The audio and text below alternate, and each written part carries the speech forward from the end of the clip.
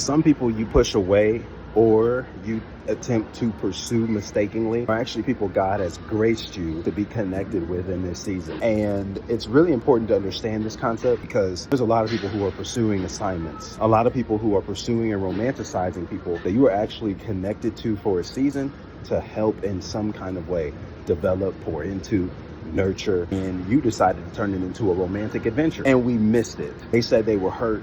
They said they were in pain. They said they weren't ready.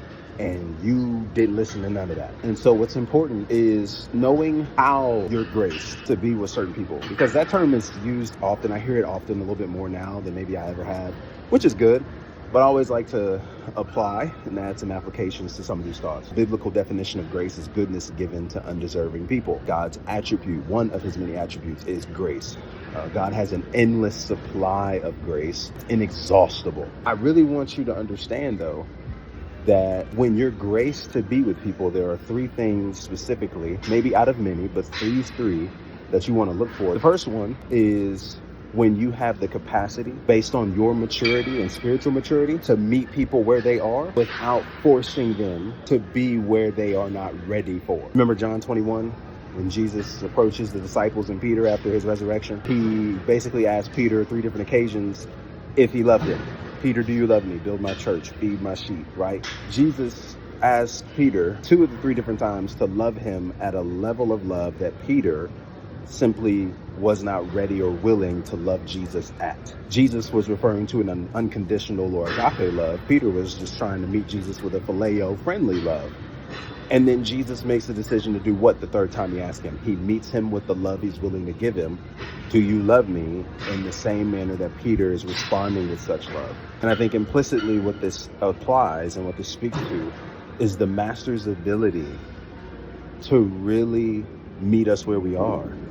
Knowing we have a higher ceiling when we're connected to him, knowing we have greater capacity to do more when we remain abiding in him. He does not force Peter to be or love at a level he can't comprehend yet, or he's not ready to give yet. Instead, he meets him with the love he can give currently, knowing as long as he sticks with him, he's going to reach the certain degree to love him what he was initially calling him up to. And I think this speaks to the aspect from a relational standpoint, being that the Holy Spirit resides in us, being that God graces us to be where we are, to do what we do, but also be connected to who we're connected to.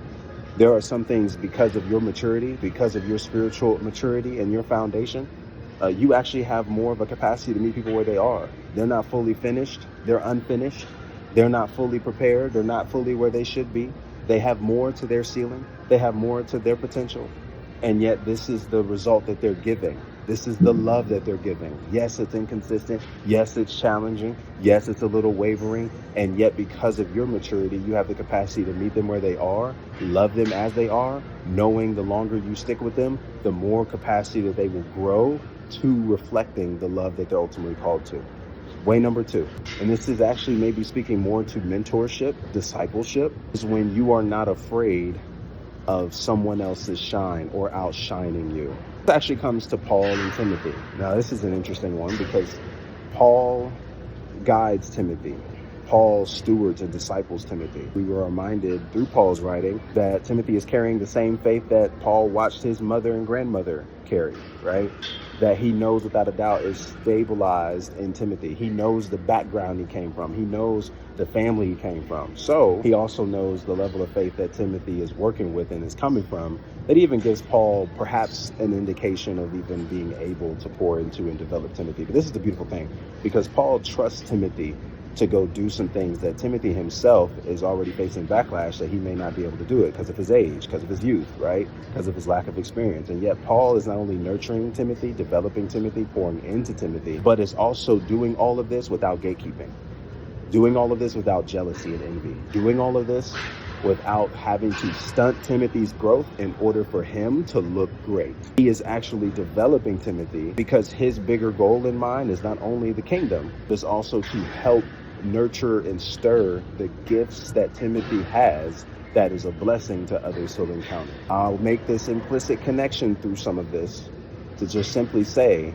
that you're graced to be with people when you don't have to find yourself stunting their growth or gatekeeping in order to make yourself look good. You do not have to find yourself trying to outshine other people, always living in a space of comparison to other people, always trying to outdo other people because you're afraid that they're getting too much credit. They're getting too much shine. They're getting too much love. Imagine if Paul did that to Timothy. I'm Paul. They should acknowledge me. They should recognize me. I'm the one that platformed them. I'm the one that did this. No, Paul didn't even move with that type of energy because Paul was able to be trusted to help develop Timothy where he was, while also not stunt Timothy from becoming all that God wanted to do with him, even if what Timothy was going to do would be greater than what Paul would do in his ministry, in his efforts, in his missions. And so I think what this implicitly speaks to is the capacity to be able to develop, steward, and disciple other people who perhaps may have a better come up, may be in front of more people, may be platformed in bigger places, but you don't take offense to that. And proof of you not taking offense to that is you not gatekeeping, you still loving, you still showing up, you still stewarding and discipling in a godly way that actually helps this person develop and become more of who God desires them to be. You do not have to dim your light to be around this person if you're graced to be around them. You do not have to minimize what God has put in you, your talents, your gifts, if you are graced to be around this person. You do not have to find yourself comparing, living in places and shadows of comparison, always having to say you're better than this and you're better than that and I'm better than you here and I'm better than you there if you're really graced to be with this person. The discipleship, the development, that's all there because it comes from a genuine place of love and care and honoring the kingdom and honoring Christ. Thirdly, you know you're graced to be with someone when you are able to experience offense and you're not allowed to remain offended. And in other words, forgive easily. I go to Hosea in this, and this is an implicit one, and this can go a lot of ways.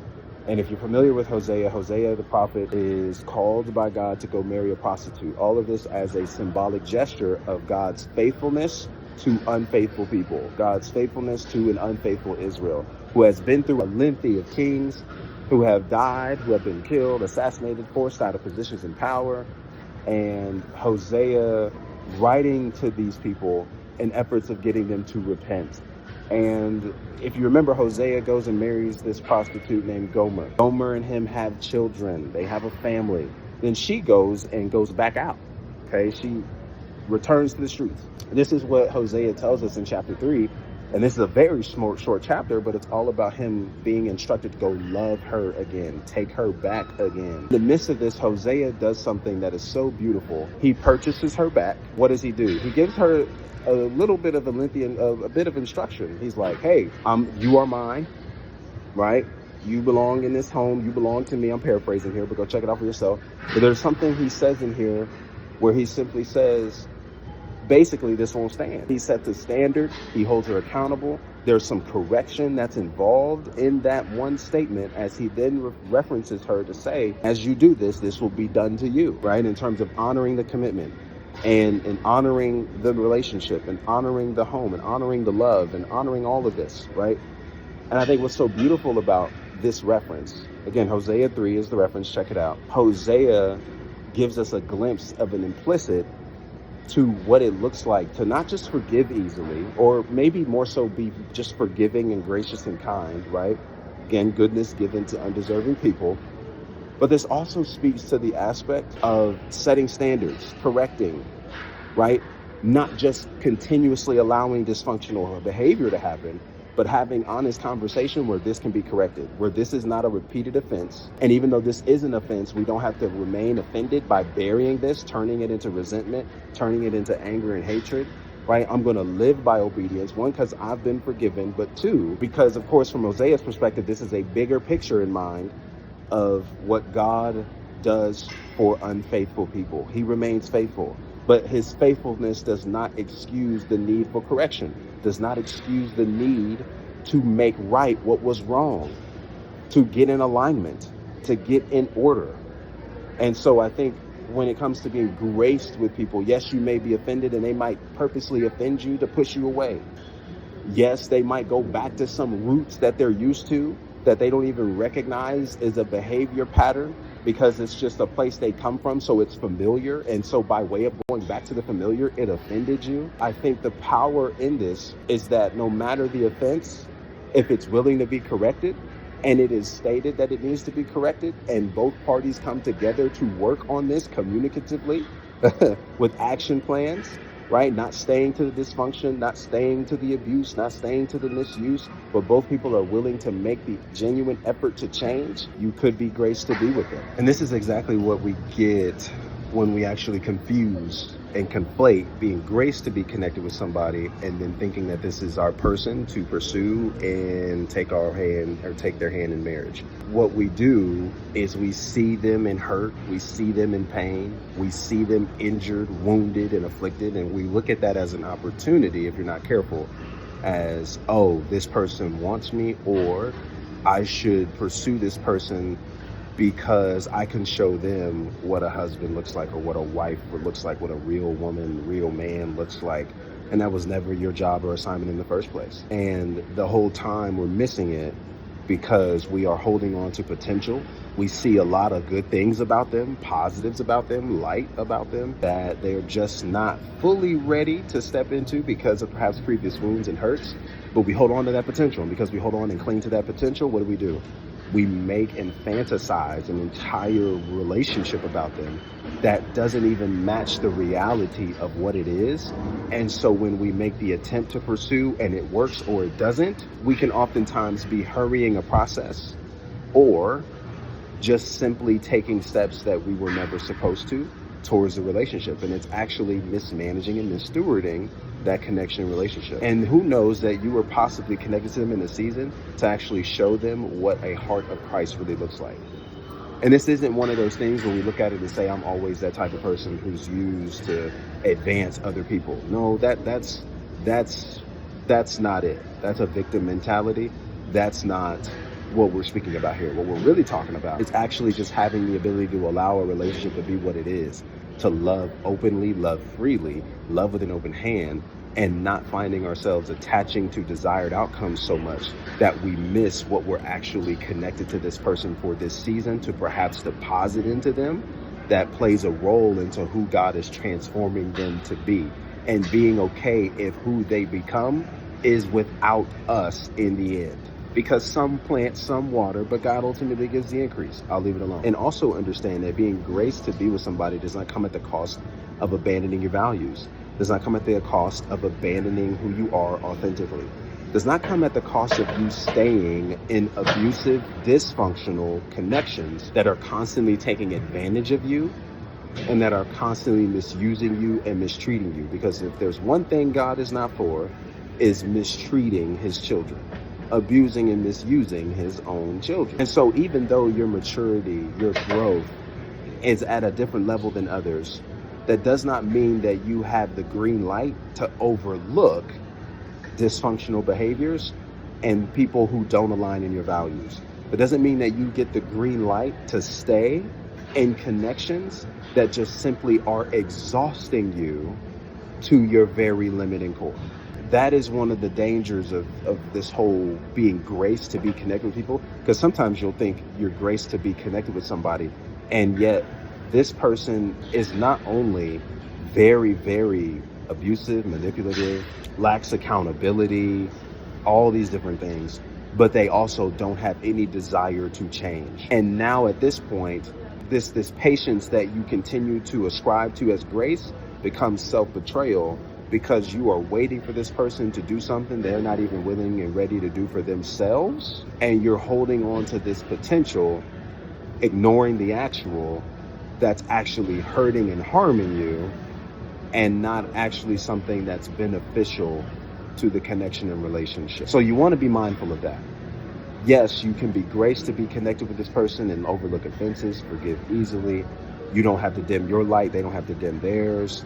And you can meet them where they are with what they have the capacity to give. But remember, don't forget Hosea. Hosea has such a key perspective to this, because even though he goes and purchases her back, which is a symbolic gesture of Jesus purchasing Israel, and by way of purchasing them, purchasing Gentiles, us, by his blood. He purchases his wife Gomer And he sets a standard and boundary so that this is not something that's repeated again, in order for this to really be flourishing.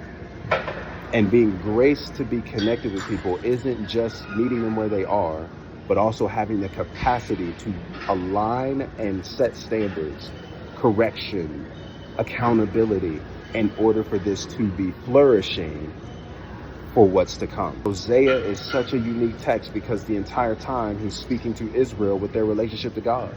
And God is faithful to them, but he's not faithful to the extent of allowing them to continue to live in disobedience. He says, hey, I'm faithful to you. I will forgive you. I will redeem you. You need to repent. And then you need to do what? Get rid of your idols and submit your life to the altar. And I think sometimes that's what's also required. And there's room for that when you're graced to be with other people. This isn't ignoring dysfunction. This isn't excusing dysfunction. This is actually addressing it and having the capacity through communicative plans, through being self-aware and honest about what you're doing, and also putting in progress to occur, to deal with this, that actually helps the relationship flourish while it's being patiently dealt with, being patient with God as he's patient with them, as he's patient with us. I hope this made sense. If it did, type "caught" in the comment section below. Follow for more as we continue navigating through our healing, doing relationships the right way. We're structurally doing the healing work on ourselves first, which oftentimes looks like knowing how to apply what being graced to be connected with people looks like in our day-to-day lives, the relationships we hold, trying to create healthy, happy, and whole biblical relationships around us.